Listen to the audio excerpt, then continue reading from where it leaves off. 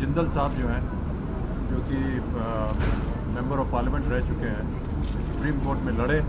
और पहले ये था कि राष्ट्रीय ध्वज जो है वो केवल जो ऑफिशियल ऑफिसेज हैं वहाँ पर ही फहराया जाएगा, लेकिन अब ऐसा हो गया है उनके द्वारा कि अब कोई भी राष्ट्रीय ध्वज जो है वो अपने घर पर लहरा सकता है। और मैं चाहूँगा कि अपने द्वारा और पश्चिम के द्वारा ये बात पूरे देशवासियों तक पहुँचे कि वो अपने घरों में राष्ट्रीय ध्वज फहराएं। उसके कुछ नियम हैं।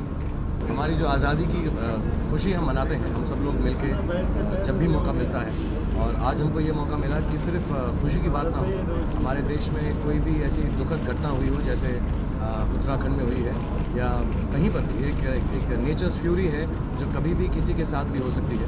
प्रेसिडेंट साहब ने ये भी कहा कि शायद ये सिग्नल है नेचर का और हमको उसके ऊपर ध्यान देना चाहिए, सोच कर 1 मिनट पॉज लेना चाहिए। वो भी बिल्कुल सच है, लेकिन आई थिंक ये हमारा कर्तव्य है पूरे देश का, सब देशवासियों का, कि जिस तरह से भी हो सके हम उस काम में जुटें कि उनकी मदद हो सके।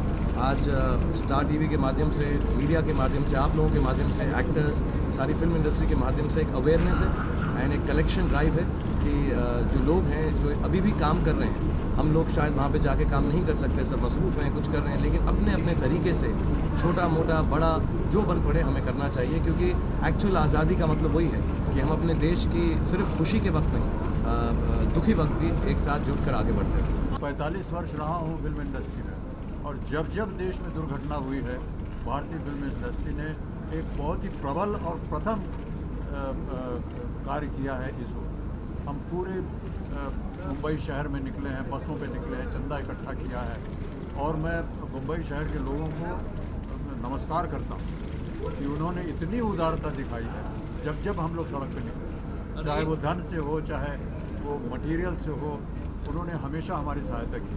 और आज भी मैं यही दरख्वास्त करूँगा अपने देशवासियों से, जितना भी बन सके वो दें। अपनी तरफ से सबसे पहले ये पूछा जाता है कि साहब आपने क्या किया, दूसरों के बारे में बात कर रहे हैं, आपने स्वयं क्या किया। तो देखिए, एक तो मेंबर्स ऑफ पार्लियामेंट कोटा होता है जो कि हर मेंबर ऑफ पार्लियामेंट को दिया जाता है अपने क्षेत्र में काम करने के लिए। उसमें से 50 लाख रुपए जो हैं वो जया ने ऑलरेडी समर्पित कर दिए हैं उत्तराखंड में।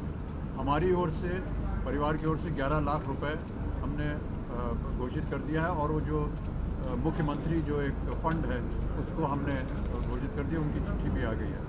इसी तरह से अगर हम लोग जुट करके धनराशि दें या कुछ भी हो, कपड़ा हो, कंबल हो, कुछ भी हो, जिन लोगों की जानें जा चुकी हैं उनके बारे में अब कुछ नहीं हो सकता, केवल दुख प्रकट कर सकते हैं। लेकिन बहुत से ऐसे लोग हैं जो अभी भी जीवित हैं। हम सब इस देश के नागरिक हैं और ये हमारा फ़र्ज़ बनता है कि हम जो कुछ भी कर सकें करें इस देश की भलाई के लिए, इस देश के हित में। और we both sit before you today. We're here supporting the telethon to raise funds for the victims of Uttarakhand and to help rehabilitate the state of Uttarakhand. I think this is being more proactive. I'd like to see the nation's citizens be more proactive. There's a lot that we keep pointing fingers and asking questions of our government, which is fair, which is fine. That is our right as citizens. But I think we should spend the next year being more proactive and taking initiative by ourselves to do things to help. स्वतंत्रता दिवस पर जितने भी हमारे देशवासी हैं भारत के, सबको बधाई देता हूँ।